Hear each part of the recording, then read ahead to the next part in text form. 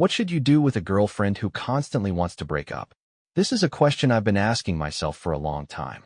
Willow is breaking up with me again for the 88th time this month. This time, I thought I'd do the usual routine. Go to the riverbank to be sentimental, then go home and write a reflection and reconciliation essay. But the cold river breeze made me so angry I cursed out loud. I couldn't feel sad at all. I had no choice but to go back and write the essay. However, as soon as I got home, my boss called, asking me to go on a business trip immediately. I was busy for over a month, and just as my career was about to enter a new phase, I got a call from Willow. "Why aren't you here to comfort me yet?" I was speechless. I said, "Sorry, I've been too busy and forgot. How about we just break up?" Chapter 1. My friends and I were chatting when someone teased me. "George, you've been together for so many years. When are you planning to get married?" I glanced at Willow, who was about to speak, but she snorted coldly and interrupted. "Let's see when he can prepare the 7,000 yuan bride price." She paused, then looked at me and said, "And I've already told Makoto to be the best man." This left me speechless. I didn't know if she was pushing me to prepare the bride price or wanting her childhood friend, Makoto, to be the best man. I took a sip of water and said, "I've prepared most of the bride price, but as for the best man, a few of my brothers have said they want to come. They were my college roommates, so I don't need to trouble Makoto." Willow didn't even look at me. "Then just add another best man," she said. I sighed and said, "I can't. You know the traditional expectations. I have 4 roommates, and the number of groomsmen and bridesmaids can't be odd. It's considered unlucky." She became a bit irritated. "Then just find another one. Makoto is so enthusiastic. How am I supposed to tell him otherwise?" Our friends had already fallen silent. Such inexplicable quarrels were no longer surprising to them. They never got involved because I always apologized meekly when Willow gave me the cold shoulder. After a couple of days, I'd simply reconcile. No one wanted to play the clown in such a relationship. This time, I was particularly resolute. It's his business if he's enthusiastic, and your business how you reject him. But who to ask as the best man is my business. If I disagree with this, then I disagree. Willow stepped up to me and asked, "What if I insist?" I didn't answer, but she already understood that I was rejecting her.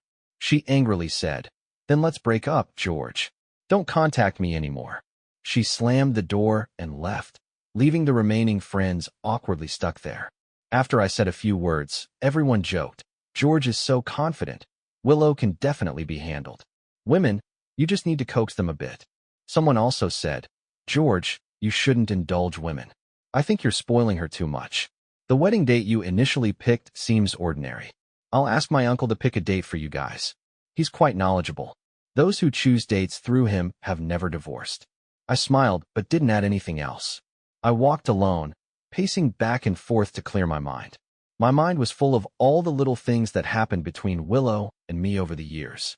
We developed feelings for each other in high school and confirmed our relationship in college.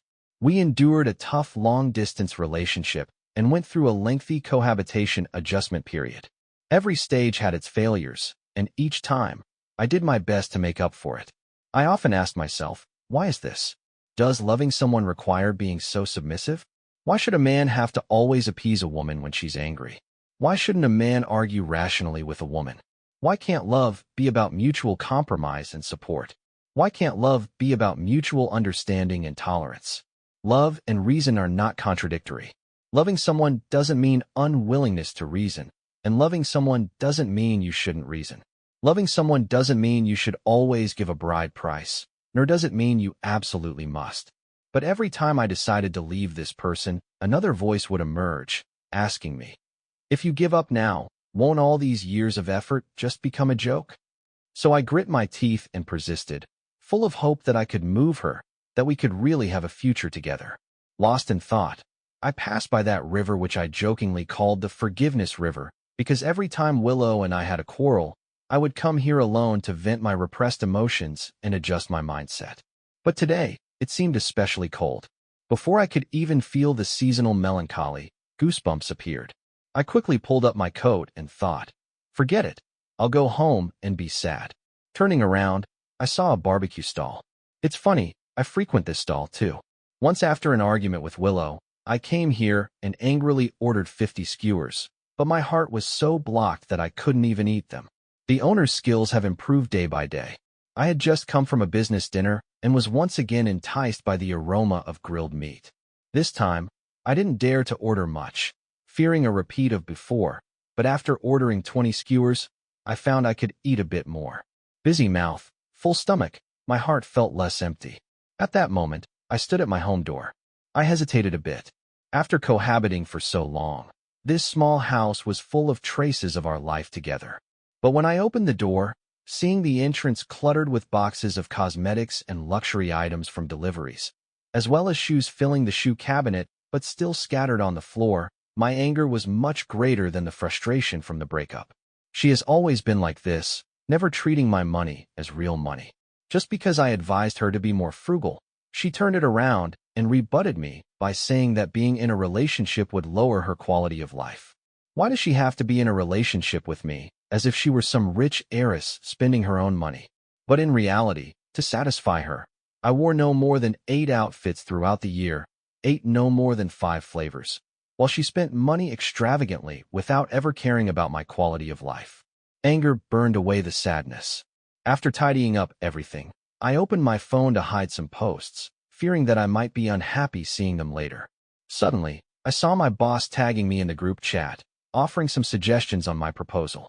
When I finished work and closed the proposal document, the sky was already tinged with dawn. I was surprised to find that the first day after the breakup had passed so easily. So on that brand new morning, I decisively blocked all of Willow's contact information. Chapter 2.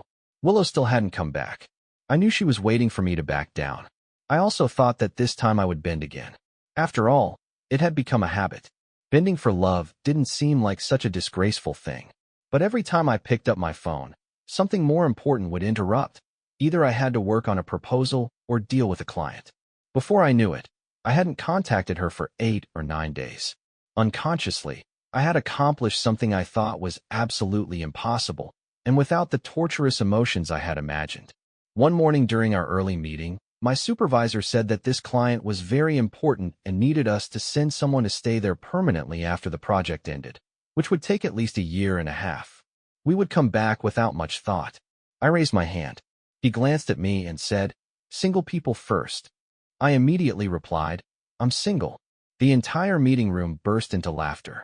It couldn't be helped. Everyone was already familiar with the heroic tales between me and Willow. But after asking for a long time, the supervisor still couldn't find anyone else willing to go. After all, leaving the main office meant that after the 1.5 years, my status might become awkward for future career planning. This wasn't the optimal solution, but for me, aside from temporarily leaving Willow and having a clearer perspective on my feelings, the more important thing was that the client was located in Sea City, a place I had always wanted to visit. However, Willow was never willing to leave here. To her, no place was more comfortable than staying here, so she never agreed to go, even when I suggested traveling. She firmly refused to go to Sea City. Friends said she was afraid that if I went, she wouldn't want to come back. Hearing that, all I could do was smile. In the end, the supervisor decided it would be me who goes. After all, forcing something rarely works out well. Before departure, he repeatedly reminded me, "You must not quit no matter how things develop with your girlfriend. You need to handle this for the next 1.5 years." I smiled and replied, "Mission accomplished." The first days in Sea City were truly busy. I worked overtime for 2 weeks straight, not even having time to look for an apartment myself. I stayed in the hotel arranged by the client. It wasn't until the 3rd weekend that I finally had some free time to explore a bit. In reality, the city was much like what I had seen in various blogs and books, but being there in person, I could appreciate its unique characteristics. I thought to myself, I really came to the right place. When I received a call from my mom, I was somewhat surprised. It had been over 1 year since our last unpleasant parting. Since I was 25, they had been urging me to get married in various ways. By the time I was 28, without any success, every meeting would involve them scolding me for being so irresponsible. The Wang family would be finished if I kept this up. They even advised me not to take safe measures and to commit fully. My mom asked, "You're not really planning to wait until you're 30 to get married, are you? Even if the Wang family dug 8 generations into the ground, they wouldn't find someone like you." I replied, Isn't that why I'm taking you to see the world? She said, I don't have time to discuss these useless things with you. Your sister told me she saw your post saying you broke up with someone named Willow. Is it true? You used to make up within a few days, but this time, I've been watching for quite a while with no signs of reconciliation. Have you finally split for good? I grew a bit impatient and said, just say it straight, don't beat around the bush. I have work to do. My mom nagged. You have such a bad temper, just like your dad. No wonder you two can't stay in the same space. I responded helplessly. If you don't say it, I'll hang up. I heard my mom's hurried voice say, don't hang up, don't hang up. I just wanted to tell you that if you're free this weekend, your aunt has set you up with someone. Do you want to meet her? She works in the same city as you. I replied, oh, that might not be the same city now. I forgot to tell you. I moved to a different city. My mom's voice suddenly grew louder, dissatisfied. Why did you switch jobs so easily? You've been like this since you were a kid, never listening to others' advice and always causing trouble. Not wanting to argue with her, I directly said, tell me about her. What does she do? How much does my aunt get paid for arranging these unethical matches?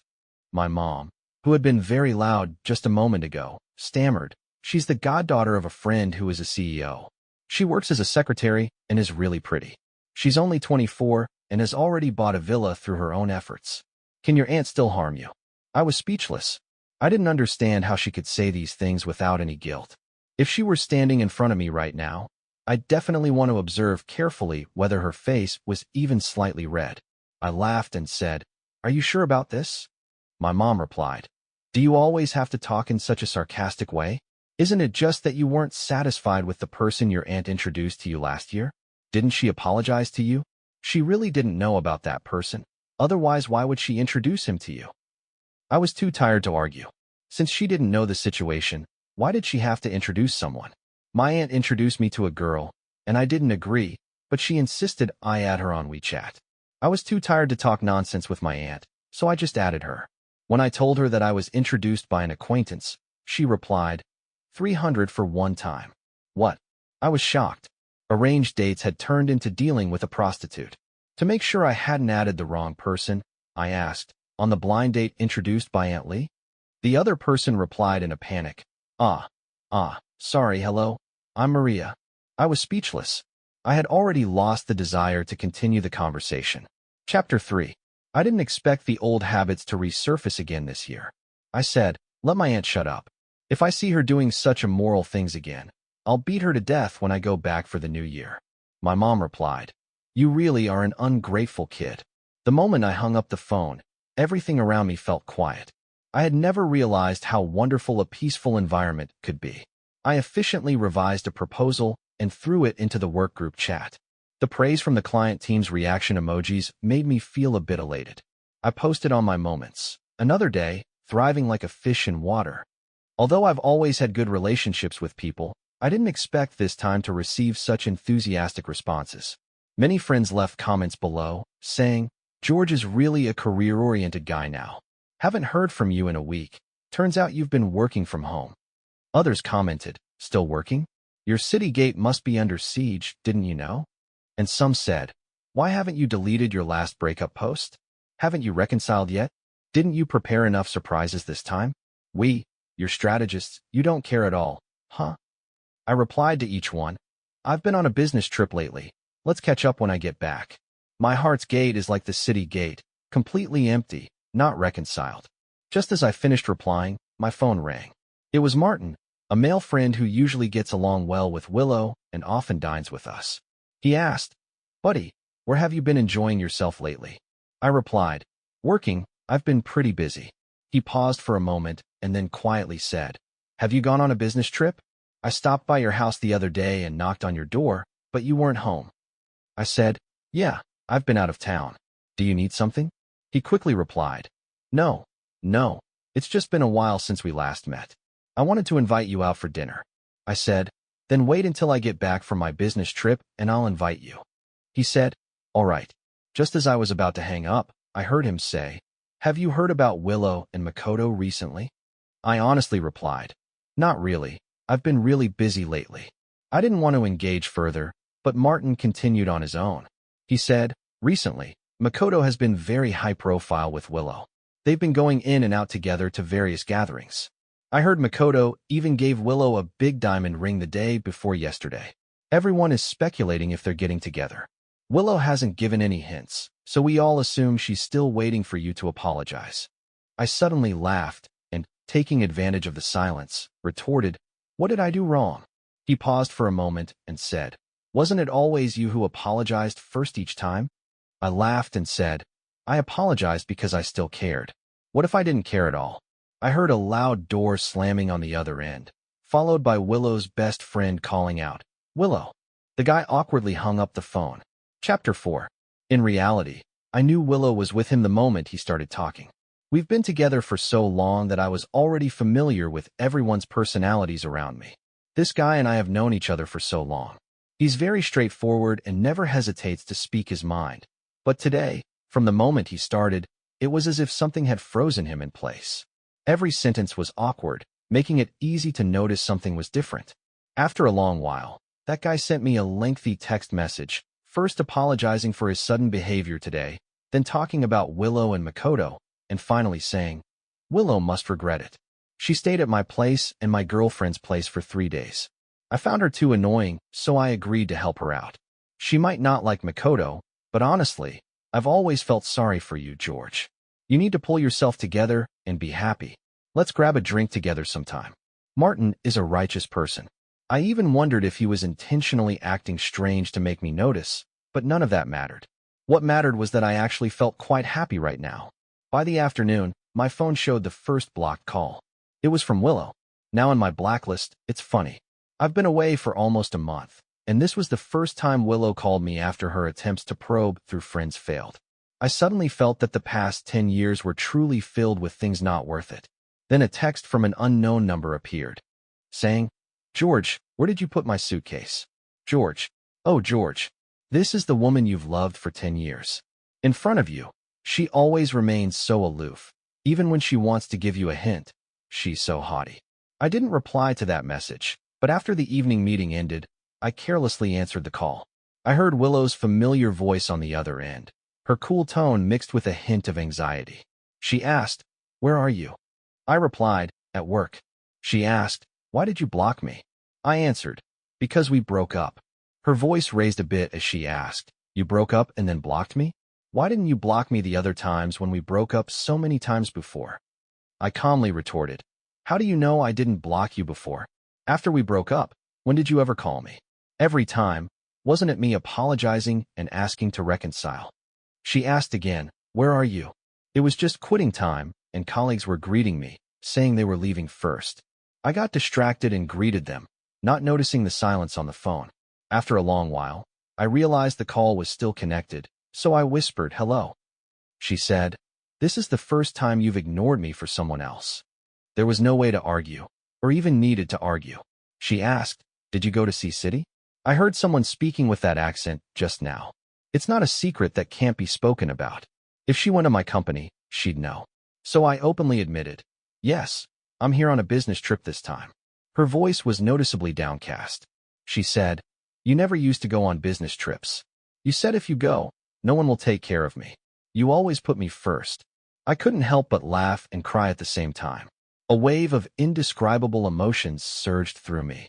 I told myself, "George, you're really being too submissive. Can you please take better care of yourself in the future?" So I said, "Didn't you say that if we break up, we shouldn't contact each other anymore? I'm just following what you said. Since we're not in contact, there's no need for me to cancel my business trips, right? You know, over the years, I've given up many opportunities for you." She hesitated, but I asked, "But what?" She hesitated for a long time, but ultimately didn't say anything. After a prolonged silence, I hung up the phone. Chapter 5. This was a call cold enough to chill one's heart.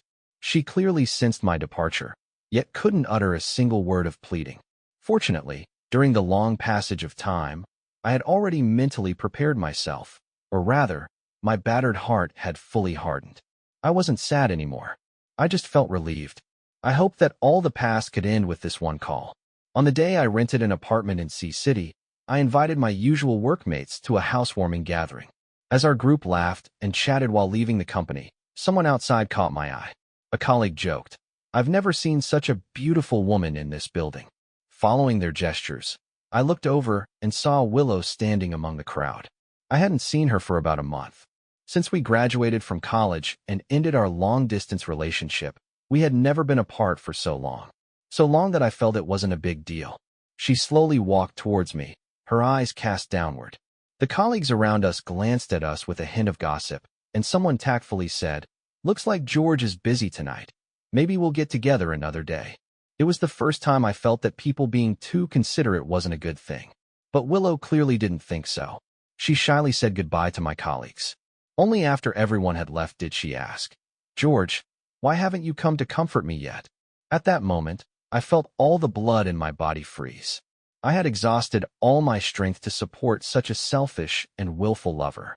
She had come to find me. We could have talked things out calmly, but instead she insisted on asking why I wasn't going to comfort her. Why not comfort her? Why was it me who should comfort her? Why should I comfort her? Go comfort your father at home instead. Is it that in a relationship, one concession leads to perpetual subservience? But didn't I love her hard and desperately to gain respect in our love? Finally, I exhaled and said to her face, "Because I don't want us to reconcile." When I said this sentence, I felt a sense of relief. I had finally reclaimed it. I reclaimed not just my own dignity, but also the self I had lost over time. She opened her mouth and after a long moment asked, "Why?" I said, "Because I'm too tired. I don't know when the next breakup will happen or what it will be over. It's like walking on thin ice." Willow, it wasn't until after breaking up with Willow that I realized people could live so peacefully. No need to worry about constant arguments or the looming threat of breaking up.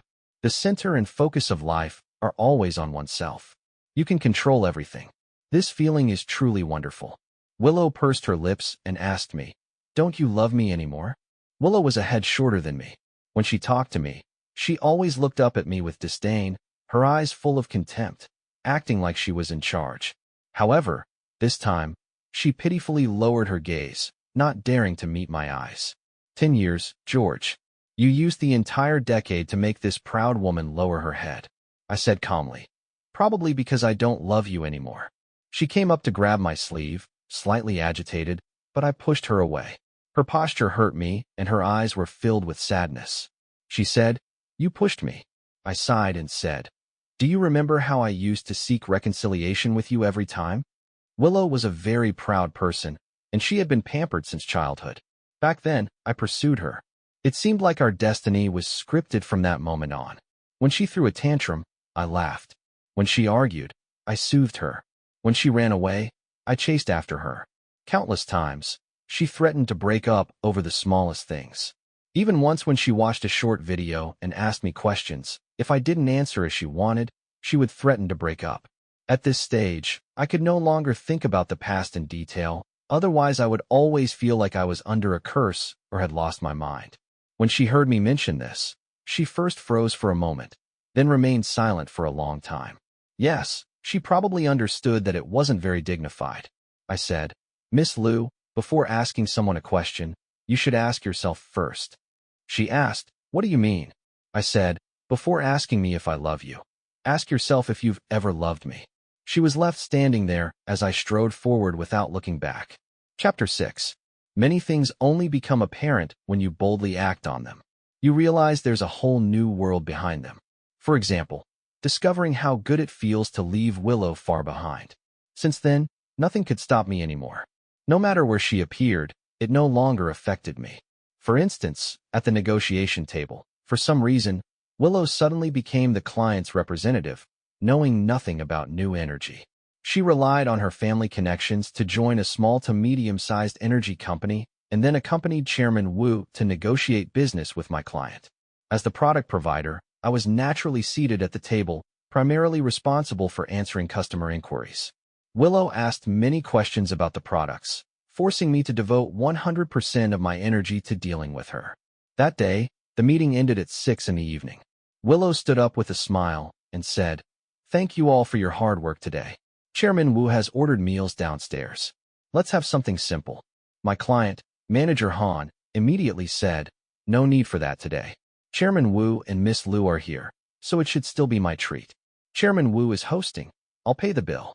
I took the opportunity with many people around to prepare to leave, but Manager Han lingered among the crowd for a while before suddenly asking, "Where's George? I just saw him here a moment ago." I could only respond helplessly, "He's here." He immediately smiled and called me over, saying, "George, join us. Thanks for your hard work today. Your product demonstrations and explanations were really thorough." He introduced me to Chairman Wu and then said, "When George first joined, I was worried he might lack experience because he was so young. It turns out he was sent over by his boss to placate me. The more I worked with him, the more reliable he proved to be." Chairman Wu also smiled and said, "Indeed, young and talented. The future belongs to the younger generation." As he spoke, he grabbed Willow and introduced her as well. "This is my niece, Willow. It seems you two had a good conversation earlier. Why not take this opportunity to get to know each other better?" Willow extended her hand to me and said, "Hello, Mr. Wong. I didn't expect such a lively dinner gathering." When our group arrived at a restaurant downstairs, we bumped into someone familiar, Makoto. He confidently walked up to greet Willow, saying, "Willow, why didn't you mention you were here today when you texted me?" That remark was very telling. From the frequency and content of their messages, it was clear that their relationship was not insignificant. Chairman Wu laughed and said, "She's a friend of Willow's, right? Why don't you all sit together?"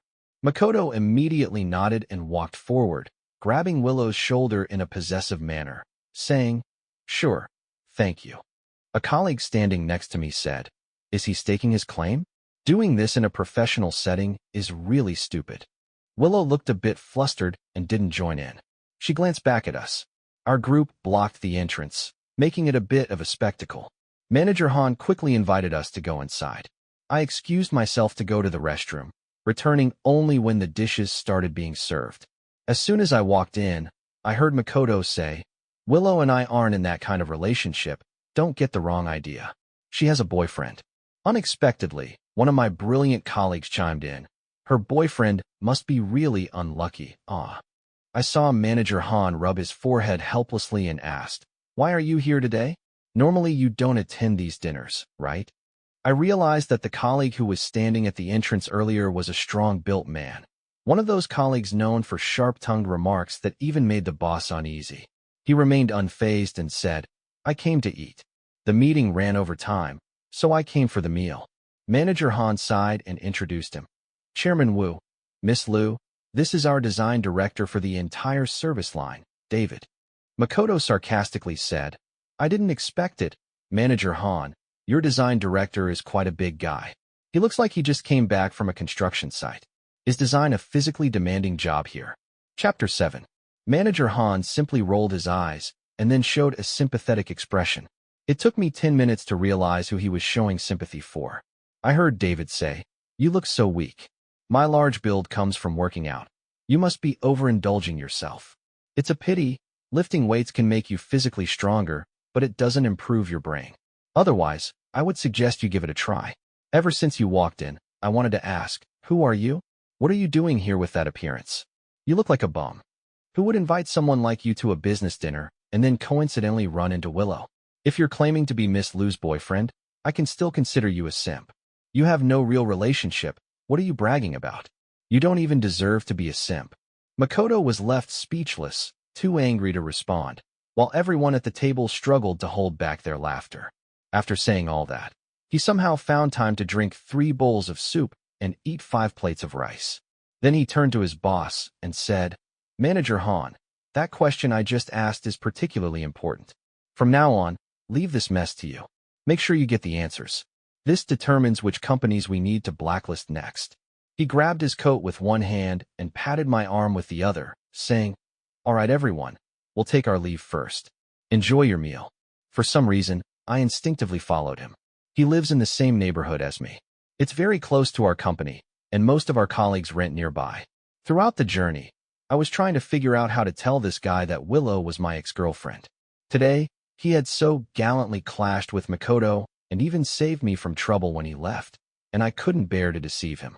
Just as I was racking my brain on how to start the conversation, he made a questioning remark to my right, saying, "Sigh, George, your ex-girlfriend really isn't great." He looked at my shocked face and suddenly burst into laughter. He said with a smile. Why so surprised? Didn't she block you on your way to the company that day? I went downstairs 5 minutes later and heard everything. And today, she was so obvious in the meeting room, staring at you and asking you questions. Do you think the manager didn't notice? He specifically called you over. Otherwise, why would he meddle between the client and us and then starve this third party? Even though I didn't know him well, the conversation had opened up, making things feel much more relaxed. We chatted a lot on our way back. I found out he was actually 10 years older than me, yet he looked even more energetic than I did. He laughed. Why lie to you? Your ID will explain everything. I never have a steady girlfriend. If I like someone, I date them, and if it's boring, I break up. I never play the role of a simp. I spend all the money I earn myself, work out regularly, play with cars, and do whatever makes me happy. Through him, I seemed to see another possibility for life. Actually, I always earned quite well, but besides supporting my family, I also had to keep up with Willow's lifestyle pace. Just like she always said, she couldn't lower her quality of life, so her spending on food, clothing, and other essentials was always extravagant. So many times, I would prepare things that didn't match my own living standards for her. For example, a 1500 electric toothbrush or a 150 honeydew melon, and so on. It might not sound exorbitant, but for someone with a moderate income and a habit of saving, it was actually a burden. This compressed the small portions I could spend on myself to almost nothing. Chapter 8. David sensed something from my silence. He got straight to the point and asked me, "Do you still love her?" I shook my head with a smile. "I can't." He shrugged and said, "Then stop liking her, or find another woman to like. If that doesn't work, change again. How about having a brother introduce someone to you?" As we walked and talked, we discovered that we lived in adjacent buildings. When we said goodbye, he waved and said, "Let's go out for drinks another day. Let's have a good time tonight." Looking into his sincere eyes, I asked, "Tomorrow?" He immediately replied, "Sure. Wait for me after work tomorrow." When I got home, I opened my phone and saw my colleagues discussing the matter in our group chat. Someone said, "Damn it, it has to be David. Not only did he punish Manager Han, but now he even dares to take on clients." David replied, "If you have the guts, let him fire me." A colleague responded, "Haha, stop it. He doesn't even come to work to avoid bothering you. How could he fire you? David is the only all-rounder on our company's service line. In other words, from design to development and production, he can handle everything by himself and does it very efficiently." David added, "Of course, I have a new service line launching tomorrow, otherwise I couldn't be so bold, haha. No company would let go of such a talent. Being irreplaceable is your core competitive advantage." This phrase can be applied to any situation. David dominates the workplace because of his strong capabilities, but he also needs to deliver results. I once made Willow irreplaceable in my relationship, so she could shamelessly throw tantrums at me. Her support was my love, but she didn't understand one thing. Love without reciprocity can never develop into everlasting love. Eventually, it will either fade away or be replaced. Let's encourage each other, Willow. Manager Han spent less than half a day maintaining his facade before being subdued by the newly launched service line. He happily ran to David's office and asked, "David, when will today's testing be finished?" David responded loudly enough for the entire office to hear, "Will be done after afternoon tea." Manager Han understood and said, Got it, got it. Today, I'll arrange afternoon tea for everyone. If you have anything you want to eat, register at the front desk. Feel free to take as much as you want." Chairman Wu's collaboration, things will only get worse. I was glad I listened to him because I heard Willow's apology. She sat across from me, tears streaming down her face, and said to me, "I'm sorry, George. I've always been too willful, and I'm sorry to you. Can you forgive me? I promise I won't bring up breaking up again. If you agree, I'm willing to marry you and register our marriage immediately. I don't want any bride price." Who would have thought how much I once longed to start a family with Willow, how much I wanted her to become my wife. 10 years ago, no, even a year ago, I couldn't have imagined that the first thought when I knew Willow was willing to marry me would be to find it funny. At that moment, it was indeed quite laughable. This time, it was my turn to ask her, why? She wiped the tears from the corners of her eyes and earnestly replied, "Because I love you, George. During the long time you were away, I realized I couldn't live without you. I think about you in everything I do. Maybe to me, You're like air. Normally, I don't feel your importance, but once I lose you, I can't live at all. Chapter 9. Such a supreme compliment. I wish I could feel it. Only love that can be perceived can be called true love. Otherwise, wouldn't all the emotions we express verbally become truths? I smiled and said, Willow, do you know what you've taught me? She lifted her gaze and looked intently at me, her eyes reflecting my own image. I continued, it proves one thing. No matter who you lose, you can still live well. I picked up my phone from the table and tucked it into my pocket, smiling at her. I'm giving you this sentence today. You can take the coming days to really feel it, starting with this dinner meant for just you. Once again, I left her with my back. This time, I didn't try to observe her reactions from any angle, whether it was the reflection in the door or the moment of turning around. She could no longer affect me, no matter how great. I was reborn, and it only took half a year. All lingering ailments will slowly scab over with time, eventually becoming a harmless mark, nothing more. 2 years later, the service line that David and I developed began to turn a profit, officially.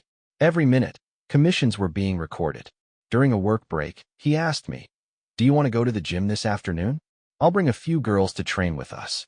Seeing his build, I shook my head and declined. I was too tired. I'm a homebody. I tried it for half a month and realized I just couldn't stick with it. I still prefer a life of eating until full and then sleeping until full. David didn't mind. He laughed and said, but you have to go meet the people I set you up with, right? My junior from college is super cute. Turns out she was waiting for me here. Before I could refuse, he added, you're not planning to go back and chase after someone else, are you? He was always sarcastic towards Willow, even though we had been working closely together these past few years. I was speechless and said, come on, I like cute ones. When we met, I realized she was truly cute, the kind of cute that's full of energy, kind of cute that even makes Willow feel a bit inadequate. Once I went out to eat with her, and Willow happened to see us. After that, Willow didn't come to work for 3 days. David said she went back to heal. That's fine. I had already healed myself long ago. Let her heal her wounds on her own. I went on the date. Goodbye.